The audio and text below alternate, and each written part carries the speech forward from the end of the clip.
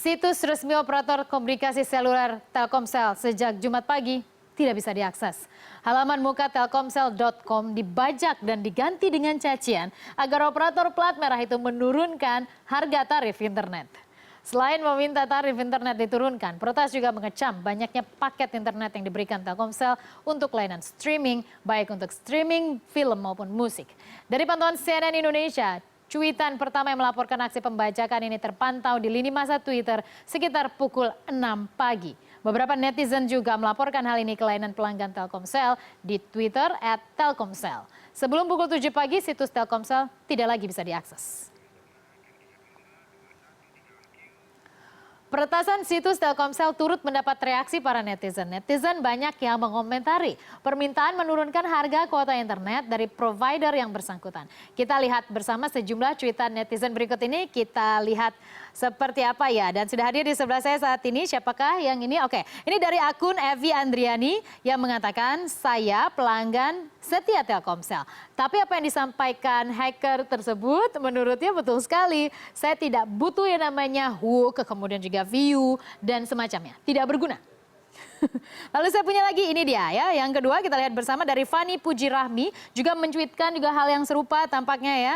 Dear Telkomsel, kami tidak perlu permintaan maaf karena website Telkomsel dihack. Dengarkanlah pesan dari peretas.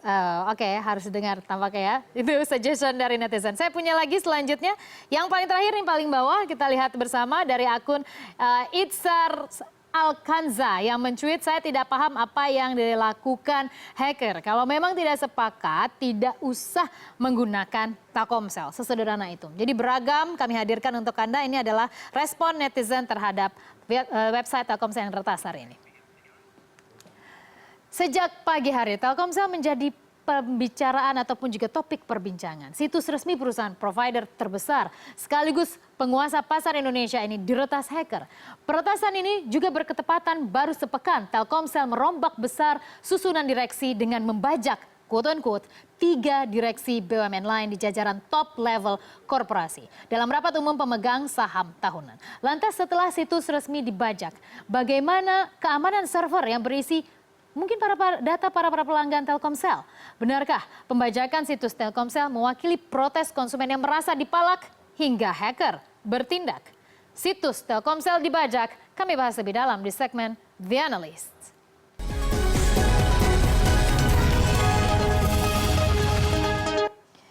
Dan kini sudah hadir bersama kami melalui sambungan telepon bersama Irfan Nasrun, pengurus ISOC Internet Society dan juga anggota Desk Cyberspace Kemenko Polhukam. Pak Irfan, halo, selamat sore Pak Irfan.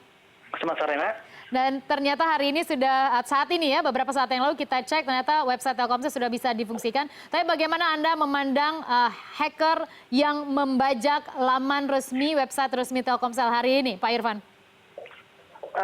Sebenarnya hacker itu kalau bisa dibilang dia mewakili sebagian besar pelanggan Telkomsel kalau saya lihat di tweet-tweetnya ini kan.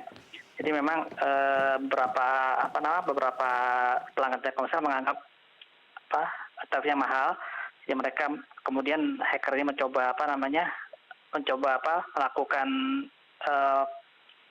hack terhadap website Telkomsel. Gitu. Baik, Pak Irfan, tapi ini bisnis provider, apalagi kita melihat bahwa Telkomsel merupakan penguasa pangsa pasar di Indonesia. Kita lihat dia juga BTS-nya juga terbanyak. Apakah ini tidak mengganggu trust ataupun kepercayaan terhadap Telkomsel? Karena ketika website saja bisa diretas, bagaimana dengan server yang mengandung data-data kami para pelanggan Telkomsel misalnya? Saya yakin Telkomsel akan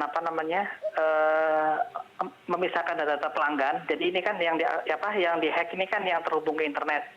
Nanti untuk data pelanggan saya yakin Telkomsel sudah melindungi dengan firewall, terus terpisah dari jaringan internet. Ya, tapi apakah tidak ini menjadi sebuah refleksi begitu? Karena kan bagi masyarakat awam mereka tidak terlalu spesifik memahami secara teknis ada pembedaan server. Tapi ketika salah satu server saja bisa diretas, bagaimana dengan yang lain, dengan konfidensial yang harusnya dimiliki oleh para pelanggan Telkomsel, Pak Irfan? Saya yakin status data kan ada tingkatannya. Kalau data-data yang di Telkomsel sama data di perbankan, tapi statusnya kan lebih lebih apa namanya, lebih tinggi yang di bank kan, karena itu menyangkut transaksi keuangan. Nah kalau di Telkomsel kan kalau diretas pun itu juga mungkin nggak terlampau dibandingkan untuk bank, mungkin tingkat security-nya, tingkat datanya pun juga posisinya masih di bawah data-data bank. Baik, Pak Irfan, Anda sangat dekat dengan Internet Society. Bagaimana komunitas internet menanggapi diretasnya Telkomsel dengan pesan tertentu, jangan kasih harga mahal begitu untuk kuota internet? Bagaimana yang berkembang di kalangan masyarakat yang sangat fokus di internet ini, Pak Irfan? Ini mungkin di masyarakat sendiri kan untuk Telkomsel itu kan dia memang harganya relatif lebih tinggi dibandingkan operator lain. Tapi dia Telkomsel punya coverage yang lebih luas dibandingkan operator lain. Jadi ada nilai plus minusnya di sini gitu. Baik, Pak Irfan, Anda juga dekat mungkin dengan beberapa rekan Anda, mungkin juga merupakan hacker meskipun mereka tidak selalu mengaku bahwa mereka hacker. Tapi apakah memang menurut Anda ini semata-mata merupakan keisengan hacker sehingga ingin memberikan dalam tanda petik pelajaran pada provider yang kemahalan, atau Anda justru merasa ada sebuah rencana lain karena telekomunikasi itu juga merupakan salah satu pilar kedaulatan negara sebenarnya perusahaan teknologi. Apakah Anda melihat ini hanya keisengan hacker semata atau ada sebuah rencana besar dengan dihacknya website resmi Telkomsel, Pak Irfan? Kalau saya lihat ini cuma keisengan hacker aja, karena dia yang dihack cuma websitenya aja kan, dia nggak menyerang ke sistem yang lain. Gitu. Oke, jadi Anda melihatnya sederhana itu. Terima kasih Pak Irfan Nasrun, pengurus Internet Society telah bersama kami di CNN Indonesia Business. Ya, makasih.